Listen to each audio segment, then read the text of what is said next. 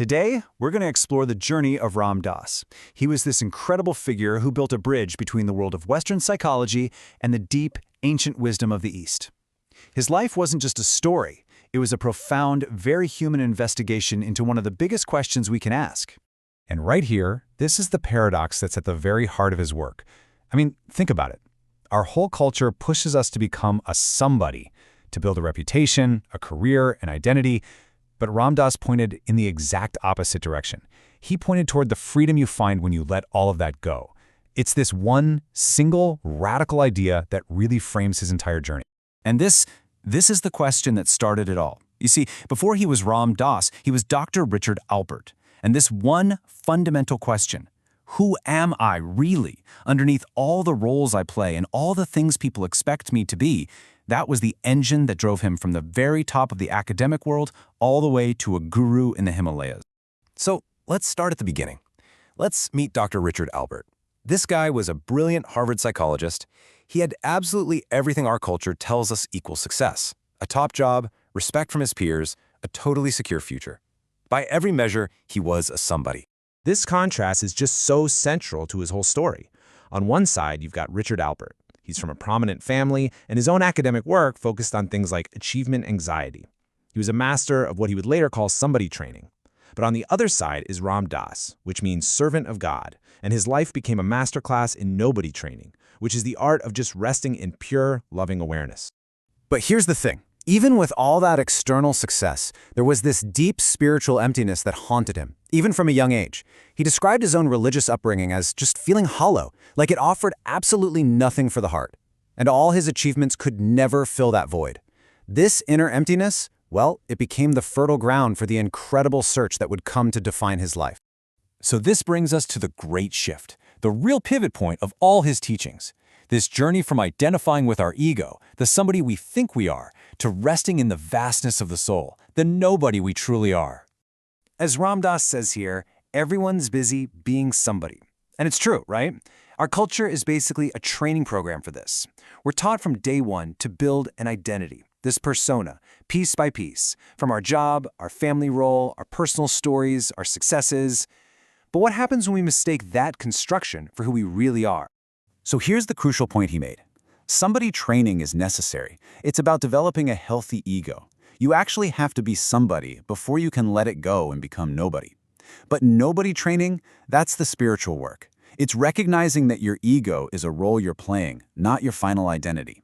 It's the shift from being, as he said, caught in the room of your own thoughts, to experiencing this spacious, open awareness. It's really the difference between living in fear and living in love.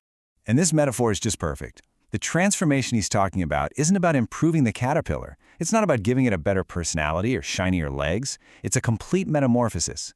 The caterpillar literally has to dissolve. It has to become goo inside the cocoon for the butterfly to emerge. The old identity has to be surrendered for the new one to be born.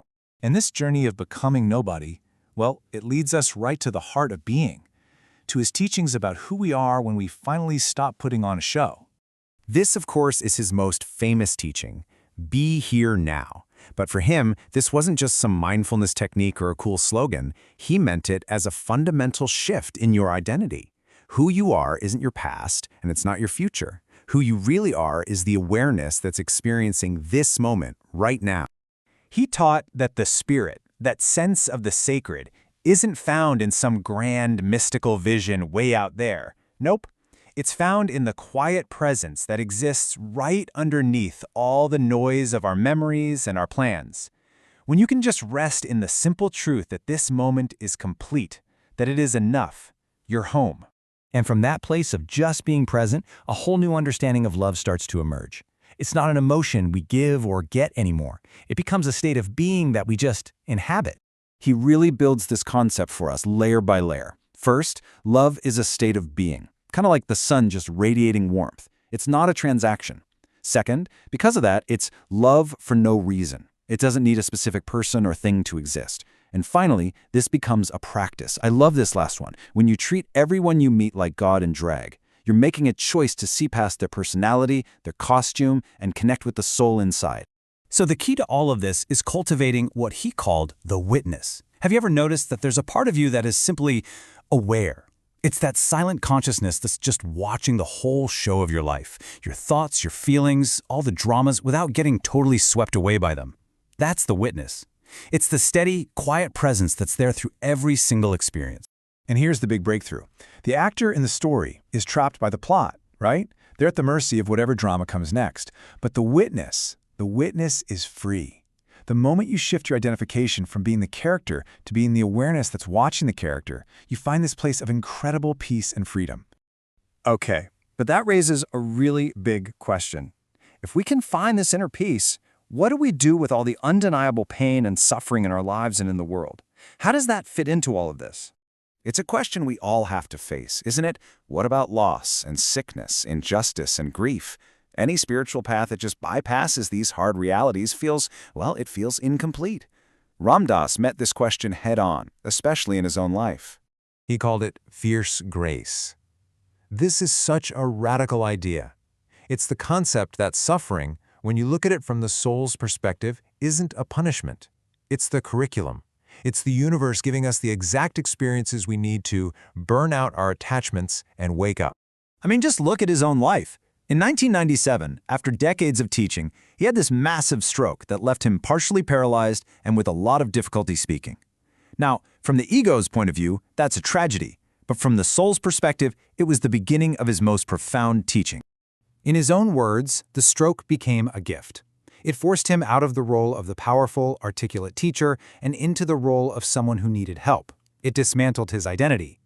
He learned that what looked like a disaster was actually an act of grace, showing him and everyone else that even in the face of immense loss, our true being cannot be harmed. So all of this deep inner work, this embrace of fierce grace, it naturally flows outward. The final chapter of this journey isn't about escaping the world. It's about engaging with it from a place of real love and compassion.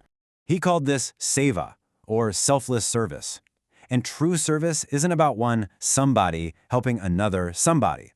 It's what happens when those roles just dissolve. You're no longer the helper or the one being helped. There are just two souls meeting in a moment of shared presence and love. In his later years, after the stroke, when words were really difficult for him, his entire vast teaching got distilled into this one simple, powerful mantra. This isn't just something you feel, it's what you are. I am loving awareness. It's a statement of your ultimate identity. And so we end here with this beautiful, quiet invitation to see our lives not as some big competition of egos, but as a shared pilgrimage. We aren't our roles or our stories or our suffering. We are loving awareness, right here and now, and we're all just walking each other home.